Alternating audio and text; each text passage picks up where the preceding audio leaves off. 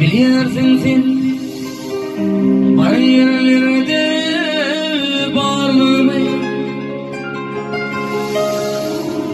Bil ki beni yaklayasın hinirim. Duyumak mekreyirdi darlığı. Dertli duygum sana kurban edeyim. Edim bundan arzularımla bakışını görgen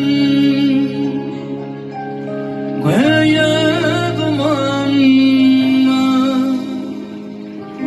Senin sevgin vardır bu şirin şanla. Gelir deyip çekken